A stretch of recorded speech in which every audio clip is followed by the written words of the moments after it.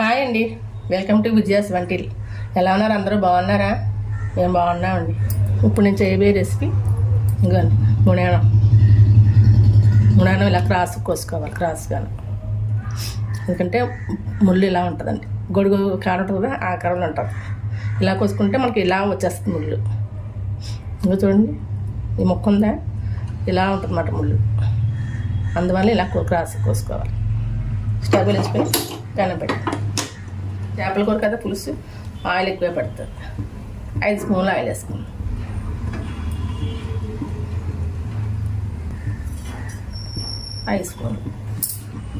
పులుసుకి మనం పెద్ద నిమ్మకాయ ఎంత చింతపండు నానబెట్టుకుందాం.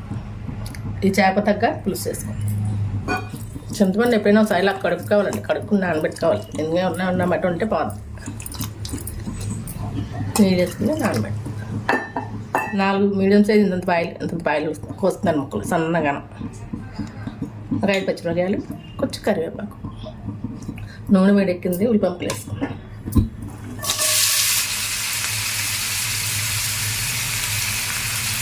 ఉల్లిపంపులు కొంచెం వేగాక అప్పుడు పచ్చిమిరకాయని కరివేపాకు వేసుకుందాం. కూరలు సరిపడా కళ్ళుప్పు వేస్తాను. ఇంకా పులుసు కదండి, కొంచెం ఉప్పు ఎక్కువ పడుతుంది.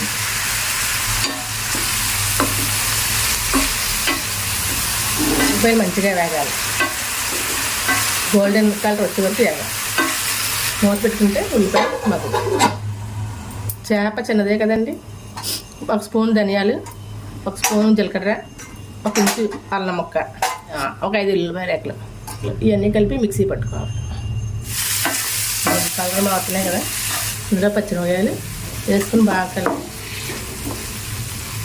అన్నీ మూత పెట్టుకుంటే మగ్గుతుంది. ఉన్నాయి రంగు మారుతున్నాయి కదా, అన్నీ మిక్సీ పట్టినాం కదా. అల్లం, వెల్లుల్లిపాయలు, ధనియాలు, జీలకర్ర అని ఆ పేస్ట్ వేస్తాం. అల్లం, వెల్లుల్లి, ధనియాలు, జీలకర్ర ఆడుకున్నాం కదా, అదంతా పచ్చివాసన పోయి వరకు వేసుకోవాలి. ఉల్లిపంపు కొంచెం ఆయిల్ తింటుంది కదా, ఆయిల్ తింటే ఉల్లిపంపులు వేగిపోయినట్టే.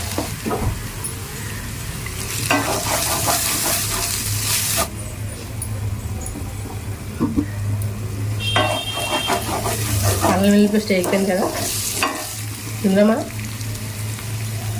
స్పూన్ కారం వేసుకుంటాం. ఎందుకంటే పులుసు కదా, కారం ఎక్కువ పడుతుంది. వేగింది కదా,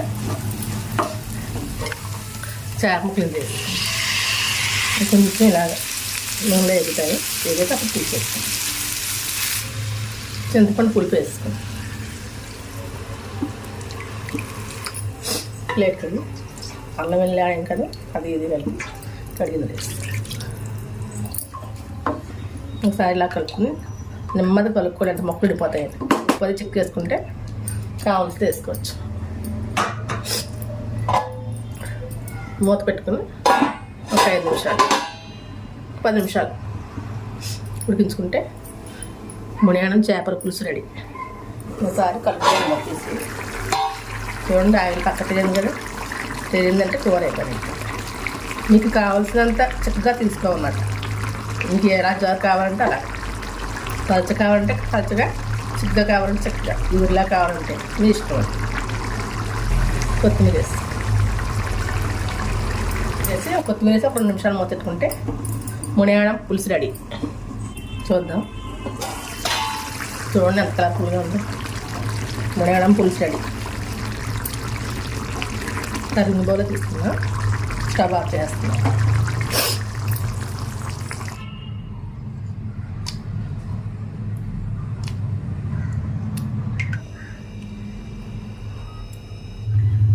మునియానం చేప పులుసు రెడీ. మీరు ట్రై చేసిన చాలా బాగుంటుంది.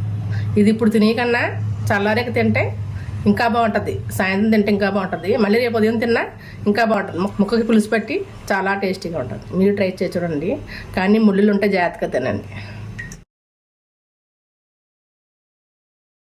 నా వీడియో కనుక మీకు నచ్చినట్లయితే లైక్ చేయండి, షేర్ చేయండి, నా ఛానల్ని సబ్స్క్రైబ్ చేసుకోండి. పక్కనే ఉన్న బెల్ ఐకాన్ క్లిక్ చేయండి.